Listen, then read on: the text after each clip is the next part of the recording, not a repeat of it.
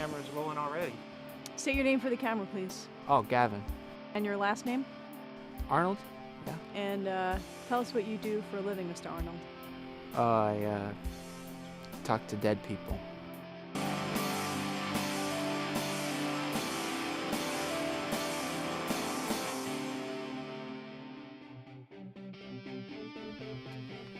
My stepfather shot himself 5 years ago. He did it when my mother and I were in the backyard, without a note and no inclination whatsoever as to why. It perplexed me for quite some time, but I must admit I've been able to move on with my life. I guess you can say that because I graduate and I'll be moving to Washington, I'm really doing this for my mother, Ruby. Before my stepfather, it was like she was under a magic spell that forced her to smile every day. But since the day we buried my stepfather, it's all I really wanted again. Just to see her smile.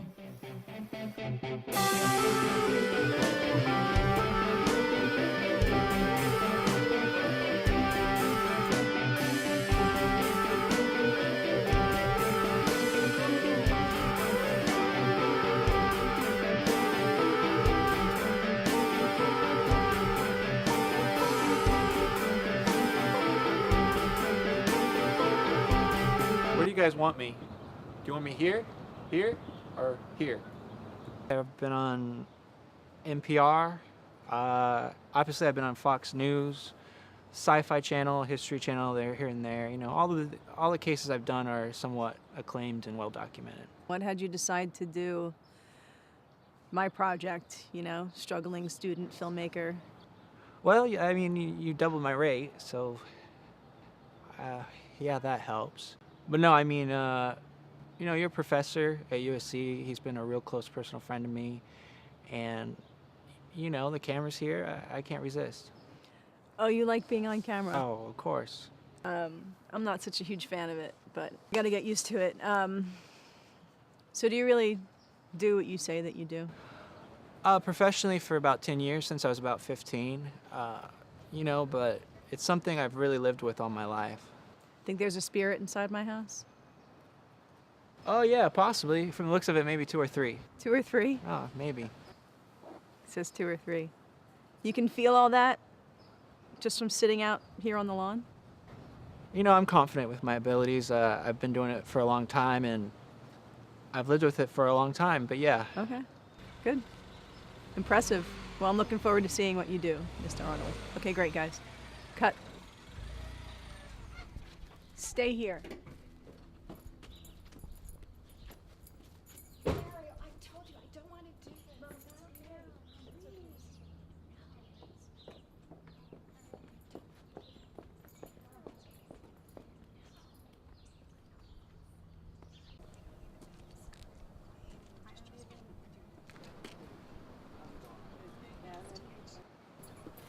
Don't cut unless I tell you.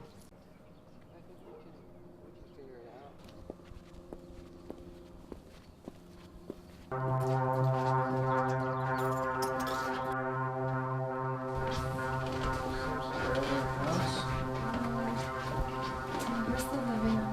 Well, this is the kitchen. Fascinating.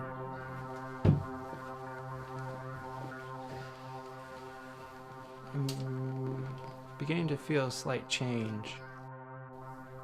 I'm getting a C. Carl Epson. He wasn't your real father though, but you took his name. Is that correct? That's correct.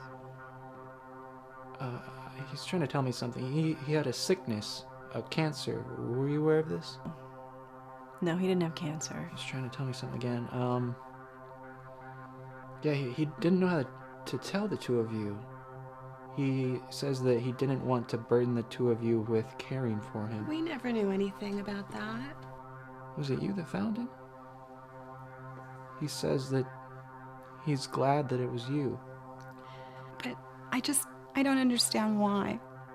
He's saying that the two of you were married happily for 15 years. He's telling me that his sickness would have been the end of that. But Listen, I'm getting that he's unhappy that you haven't moved on with the rest of your life. You really should respect his wishes. That's all he ever really wanted. I'm gonna go and interview Gavin outside, okay? And I'm gonna come back and talk to you without the cameras. Gavin, you should stay for dinner. Actually, I have plans for dinner, but another time. Okay. Okay, let me check this. Yeah. All right, everything looks good. Dude, the director's kind of a dyke, huh? You didn't get that. You didn't get that, did you? Okay, Mr. Arnold, I want to interview you about your criminal history. Evan Arnold is your real name, is that? Yeah. You've actually been charged with numerous accounts of fraud, including impersonation of a police officer, which I thought was really interesting. So do you use a fake name so that your criminal history doesn't follow your career?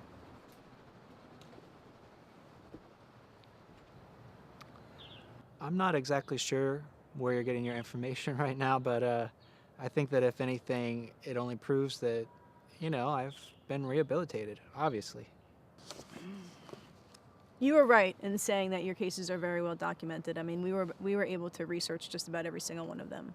And this one isn't an unusual case, is it for you? You've had cases like this before in the past. Yeah, sure. And I thought that you were going to use cancer as a potential suicide alibi, so I was able to get my stepfather's recent medical records, which I wanted to... I don't need those. I don't need those. No,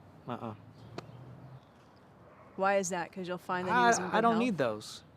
I don't need them. Because you'd see that he had a clean medical history? I see what you're doing here. You were at City Hall about a week ago, weren't you, Mr. Arnold? What were you doing there? Were you looking up his death certificate?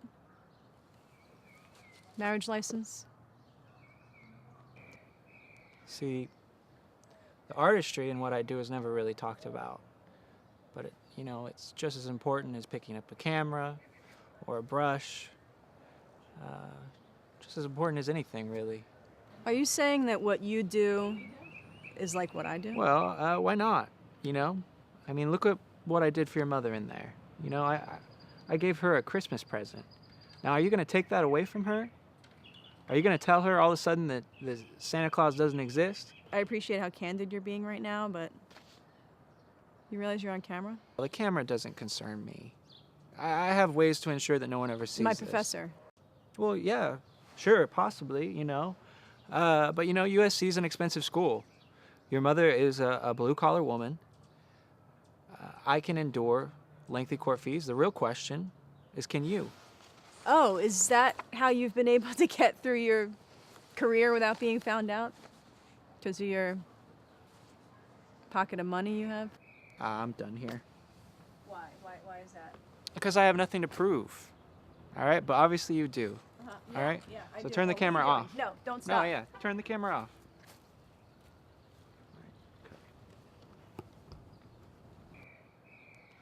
Gavin, what do you...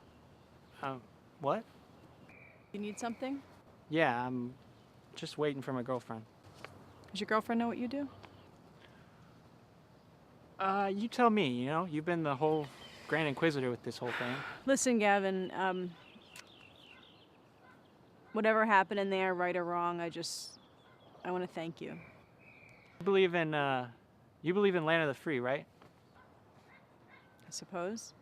All right, well, let me ask you something. What's your mother do?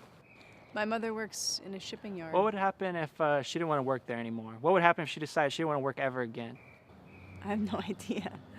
She'd be homeless, without food, right? We have family. We'd take care of her. We wouldn't let anything happen to her. Well, good. Great.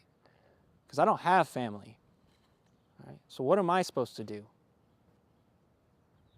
I don't want to work a minimum wage job that provides me only food and shelter. What am I supposed to do? I mean, we have a limited amount of time here on Earth, and I don't want to spend my time working for you or for you. I mean, Land of the Free, my ass. The only freedom in this world is money, and you have to be a slave to get it. That's the paradox, folks. So wake up. Mr. Arnold could not be reached for further questioning. I remember my 12th Christmas. Just a few days before, my mother told me that she couldn't get me the bike that I had been begging for months. I didn't even want to wake up that Christmas day. But I did. I got up and I walked down the stairs, and there it was, my bike. The one that I had been begging for, my fluorescent pink 10-speed bike. And I asked her, I thought every store was sold out. And she said that she didn't get it for me. She said Santa Claus got it for me. And you know, that guy, Gavin, I have to say that he reminded me that I was the happiest kid in the world that Christmas. And would my mother have ruined it for me if she told me that Santa Claus didn't exist? No, she never would have, and she didn't. She told me when I was ready. And maybe that's what I should do for her. I should tell her when she's ready. I'm not going to ruin this peace and happiness that she has right now just by telling her that Gavin was a fraud. She may never be ready, but that's okay. We're all lied to so that we can be happy.